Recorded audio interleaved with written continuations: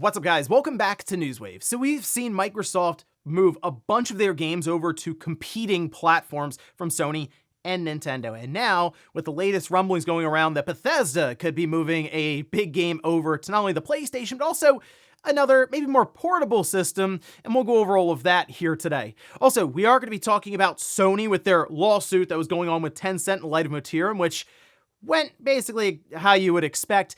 And we also have an update around Intergalactic and Naughty Dog, and it sounds like, guys, they're going to be cutting it close for this generation. All of that and more. Guys, if you enjoy these videos, make sure you hit that like button. Helps out a ton. And if you're new here to the Spawn Wave channel, make sure you subscribe down below. Guys, we're here every weekday morning, 8 a.m. Eastern Time, keeping you up to date in the world of gaming. So if you don't get a notification in the morning, just know there's probably a video here for you. And we're going to start today with Forza Motorsport. We know that Turn 10 had basically half the staff laid off, and it seemed like they were turning into more of a support studio, and, well, they've essentially confirmed that in a latest post over on their website. We can see this, though. Further down on this update for just the Forza year in review, they say, as our team shifts its focus toward delivering the best possible experience with Forza Horizon 6 in 2026, we do not plan to introduce new cars, tracks, features, or regular bug fixes for Forza Motorsport. However, we will continue supporting the game by keeping the online servers active, hosting special events and competitions, and reintroducing previously released featured tours and reward cars on a monthly basis until all content is available for you to enjoy anytime. And again, it's not surprising with the state of Turn 10 that they would be moving off of Forza Motorsport and just solely focusing on Forza Horizon 6 with the vast majority of the developers that they have there. It's just, that's kind of what they are now. After Forza Motorsport and half the team got laid off, they are now going to work with Playground Games to get Forza Horizon 6 out the door, which is, the spin-off of Forza was Forza Horizon, and that just became more popular, so they're going to go where the money is. Also, speaking of racing games, we did get an announcement for the Switch 2. This coming from Feral Interactive. We can see this trailer, and yeah, it's for Grid Legends. Now, this is an enhanced port, they say, that will boast improved optimization with toggles for quality and performance modes. So they also mention further options for those in handheld mode.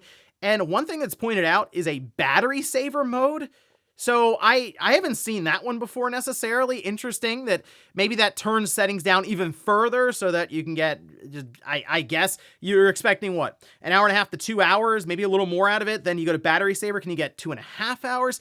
This is going to be interesting to see how this game performs. I mean, seeing these more realistic racing games in general on the Nintendo's platforms, they don't have analog triggers. How does it work exactly? How does it perform? I mean, at one point we were busting out the GameCube controller in the other Grid game so that we could have an analog trigger, and they made that work. So the thing I'll give credit for is we have seen some interesting strategies around these more realistic simulation racing games. But this will be interesting just because visually they usually look pretty good, and now we have a performance and a quality and a battery saver mode. So a lot of stuff here on the technical side, but we're expecting it in early 2026, going for the price of $40. Oh, and we actually have some information on the Steam machine. It's gone kind of quiet there on Valve's end, and at this point, I guess they're just working into holiday break, and we'll find out more about the Steam machine, the new controller, and the Steam frame in January to kick off the new year, as they're still planning, I guess, to launch the thing in early 2026, certainly in the first half, although there's so much stuff going on right now behind the scenes when it comes to cost of a lot of the parts they would need, especially RAM.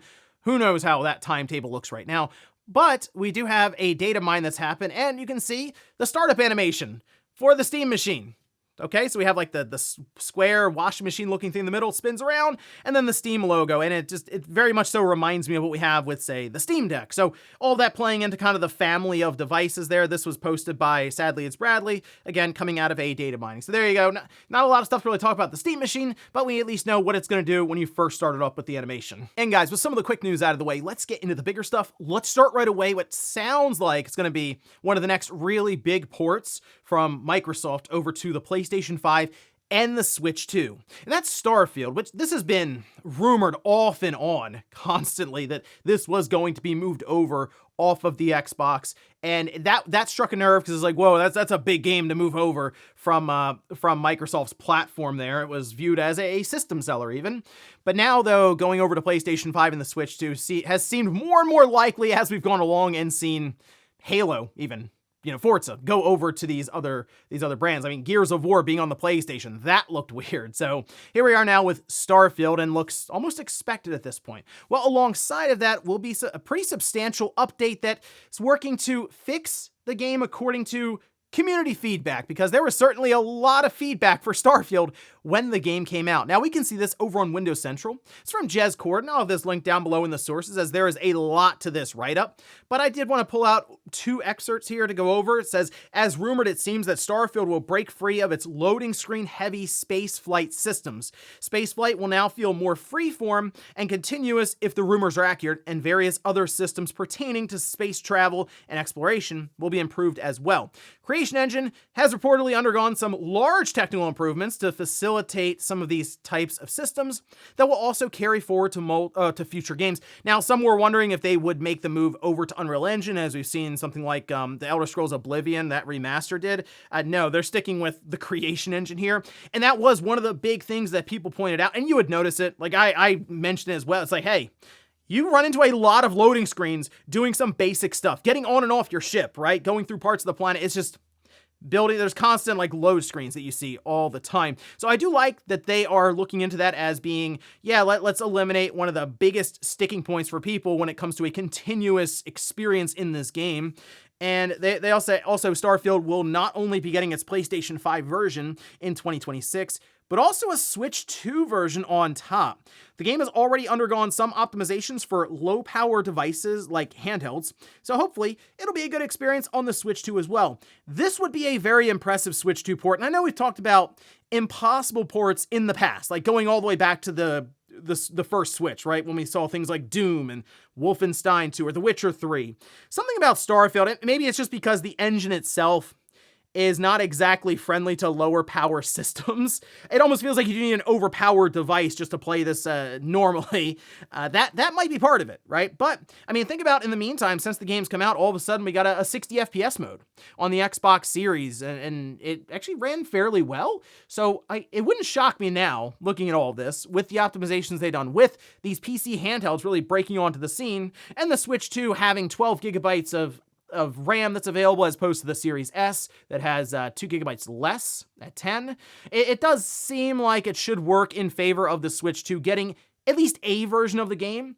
I'm curious how it's going to run overall, because we have seen games come out that at least work but then crash and do all kinds of stuff initially, and this is the Creation Engine. So that's one of the things I look at this as being almost that impossible port, because it does feel like a game that is almost too big for the Switch 2, in the sense that Bethesda in general just seems to struggle outright with some of the technical details around these games. Look what happened with Skyrim. We had the Switch 2 Enhanced update, and that thing is kind of a mess right now. So here we go with Starfield. We'll see how that works out. But either way, I'm interested to see the update, to see what other things that they fine-tune here. Some have compared it to the big Cyberpunk 2.0 update, but others have said not quite that far. Apparently there was an event that took place, and some are just throwing around information that's like not under NDA, but is also kind of under NDA. So I'm expecting us to hear more about this probably as we get into 2026. So we'll look towards maybe the beginning even of January to find out more about Starfield with this update, and then also going to the PlayStation 5 and the Switch 2. Next up, let's talk about Naughty Dog and Intergalactic. And this is, we found out about this last year at the Game Awards, right? So more than a year ago now, and we all pretty much figured we're not going to see this game come out for a while. And we've been sort of thinking, some optimistically, maybe holiday 2026, maybe summer 2027. Well, now we're starting to get some behind the scenes information here, and this coming from Bloomberg and Jason Schreier, which I will say the article in question here, which we can see, and again, I'll pick out some of the excerpts here, saying employees at Sony's Naughty Dog studio are working mandatory overtime to finish a demo for their next video game. So a lot of this article and report is looking into more of the workplace practices at Naughty Dog and sort of the overtime requirement. They say for the past 7 weeks, the Santa Monica-based studio behind The Last of Us has been pushing its staff to work long hours to get ready for an upcoming review of the demo by its parent company, according to people familiar with the situation. Starting in late October, staff were asked to begin working a minimum of 8 extra hours a week and logging their overtime in an internal spreadsheet, said the people who asked not to be identified because they weren't authorized to speak publicly. This overtime period was an attempt to get the production back on track after several missed deadlines. Later on, they say the game is slated for release in mid-2027, according to the people familiar with the schedule, and look, we know game development rarely goes according to plan. So when I hear internally, they're thinking mid-2027, whew, guys, this might really run up against the PS6 at this point. I'm almost wondering, holiday 2027? Could we be talking about 2028 for Intergalactic? And then where does that put that in accordance with the PlayStation 6? As we're unsure right now if it's a holiday 2027, is it a holiday 2028 thing? So this is some interesting stuff.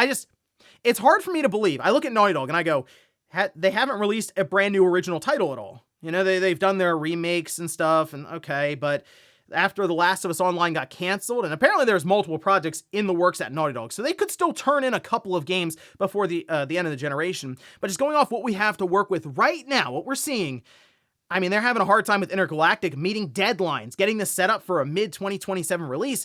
And again, at the time of this recording, at seeing what their production pipeline is, just publicly, this is the one game they have this generation that's not a Last of Us remake. So I don't know, it looks very, very weird from the outside looking in. Again, a lot of discussion for this report, and now what's happening online, has to do with the idea of mandatory overtime. There was also discussion of people having to go back to the workplace 5 days out of the week. You're just going to have a hard time convincing the general public that this is like a problem, going back to the workplace 5 days out of the week, when I'm sure many people out there even watching this are back to the workplace 5 days out of the week. And even overtime and stuff, people experience that a lot at their workplaces. So while I get the idea of crunch can get to a certain level where people are at the office 100 plus hours a week, they're sleeping under their desks, it becomes legitimately unhealthy when it comes to just physically, but also mentally. That to me is where it becomes a serious concern and something that really should be looked into. But when it's 8 hours more, it's people again are going to have a hard time. They're not really going to raise some eyebrows at that because they're going to go, yeah, I did that last week. But still, Intergalactic, the timetable on this is becoming a bit concerning. Will it come out before the PlayStation 6? You know, that's actually up in the air, and that's kind of concerning for Naughty Dog. Next up, let's talk about the Famitsu sales charts. These cover sales week to week in Japan for physical box copies, and as well as the systems. And I mean, we're right in like the middle of the holiday season, so it gives us a pretty good indication as to how things are going there for the Switch 2, as well as the PlayStation. So we could take a look. We'll start with the top 10 for software, and it's a Nintendo sweep. So we have Mario Kart World at the top, 103,861 copies. We have Pokemon Legends ZA. We have both versions, the Switch 1 and the Switch 2 version there. Interesting to note that now Pokemon Legends ZA in Japan, if you match that up to Arceus, ZA is actually out in front by like 100,000 copies. So it's kind of broken through that trend and is actually separating a bit there. Then we have Kirby Air Riders at 4. That's at 39,206 additional copies. Momotaro Densetsu, 2 versions of that. Donkey Kong Bonanza, Minecraft, Animal Crossing New Horizons, and then Hyrule Warriors Age of Imprisonment. Moving over to the hardware, we have the Switch 2 at the top, 190,944 systems. That's down about 13,000-ish systems from last week. Then we have the Switch 1, 31,344. That's also down. The PS5, 18,912. That is down. And then the Xbox Series at 183 is down. And even the PS4, 13 systems, is down 40%. Man, what's even the point anymore? But the Switch 2, seeing that, I will admit, under 200,000 systems, and we are like again right in the midst of the holiday shopping season. Little surprising. It is. I know a lot of people were attributing that to stock issues in Japan. I'm not in Japan, so I really can't tell you, even if I went out and tried to look for anecdotal evidence one way or the other. I can tell you in my area at Walmart, there were no more Switch 2s left there in the glass, but that happens a lot where they, all the Switch 2 systems seem to move around a lot. There'll be 1 there, there'll be 2 there, there'll be none, there'll be 4. So it is kind of a revolving door for that, but I am curious if this is just the stock Nintendo is able to provide. The one thing, though, is that the Switch 2 has already outsold the Wii U in Japan. Like the Wii U's lifetime, which was 3.3 million. The Switch 2's blown past that in half a year. So, hey, there's one milestone reached for the Switch 2 in Japan. Sold more than the Wii U. And in our last bit of news, let's talk about Sony versus Tencent. Remember, this was all about that Light of Motiram game that looked suspiciously like Horizon Zero Dawn. So much so that everyone basically looked at it and said, that's Horizon Zero Dawn. I mean, it was very much on the nose. but still, Tencent was fighting it with Sony, and now it appears they've come to a settlement. We can see this, though. Now, this is over on the Game Post. They've also cited the court documents here for this, the dismissal, but they say, according to the filing, Sony and Tencent jointly asked the court to dismiss the case under a rule that allows both sides to end a lawsuit by agreement. The document makes it clear that this decision follows a confidential settlement between all parties involved. The lawsuit has been dismissed with prejudice. That means that the case is closed for good and the same claims cannot be brought back to court later. The filing also confirms that all pending motions have been withdrawn and that each side will cover its own legal costs. I mean, look, to me, when I saw this pop up and then we got more information that Tencent had approached Sony with the idea of making a mobile spin-off style game for Horizon, and Sony, I guess, looked at it and said, no, we're good, we don't want to do that. And then they approached them again, apparently, the same idea, and they said, no, we're good. And then a year later, they popped up with this. That seems pretty straightforward, right? It's like, I don't know, that's open and shut case, and the settlement here seems to have resulted in Light of Motiram just disappearing off of all digital storefronts. So I think we can also draw conclusions here that Tencent basically said, yeah, we're not winning this, we're just going to settle. Probably some amount of money changed hands, and then they also had to remove Light of Motiram. I don't know if it's going to pop up anywhere else, and I guess we'll see, but to me, it looks like now Sony probably more or less won, or at least influenced the case in the direction they wanted to go, which is that Light of Motiram just goes away, and I guess they get some kind of payout for it. But again, it seemed pretty open and shut, even just when we looked at it and we said that looks like Horizon Zero Dawn, and then we saw some of the court stuff pop up, and Sony themselves were citing social media that people were like, that looks like Horizon. It seemed pretty straightforward. So there we go. That's all done, dismissed, a settlement, and Light of Motiram most likely is no more. And before we go to the comments of the day, we'll take a look at the poll that I posted up yesterday. And that is Game of the Year Madness, Day 2. Luminous Arise versus Mario Kart World. Mario Kart World ran away with this one, kind of as expected, because as I was looking through some of the comments, some people were really excited. Oh, look, Luminous Arise is in there. And then some people were like, I don't know what Luminous Arise is. So that's one of the reasons I do like Game of the Year Madness, and even some of the seeding that happens, because there are games, and again, people were confused at why this matchup exists. Well, Luminous Arise is the higher seed because it had the higher review aggregate score. I mean, that's just how it worked out. You do well in the regular season, you get that higher seeding. Doesn't necessarily mean you're going to beat the lower seed, but there are now people I saw in the comments who are aware of Luminous Arise, and that is also part of this whole thing, is you're going to hear about games that were good enough to make the top 32 cut, but maybe ones that flew under the radar. So it's a way to also put spotlight on some of these games. Yes, kind of getting run over by Mario Kart World, but now some of you might be interested in Luminous Arise, and that was all worth it to see Mario Kart World absolutely crush it. But either way, we're on to the next poll, and that will be posted today, so keep an eye out. And we'll finish up with the comment of the day, as you're seeing here. This is from Dorian, who says, data centers so far have been completely incapable of offsetting their cost, and investors are bound to slow down their investment if there is no profit on the horizon. This should lead to a surplus and a potentially devastating crash for all this overinflated hardware pricing. Don't be duped into paying ridiculous prices for GPU and RAM. Settle for something affordable for now and evaluate again later. That's kind of what people are doing right now. They're staying the course. It's like, okay, is my build right now, say you have a decent PC that can play games at 1080p, 1440p, is that going to work for the next 2 years? That's sort of what we're thinking. Like, okay, let's get to the end of 2027 and then reevaluate, all right? Because RAM prices just don't make sense at all right now.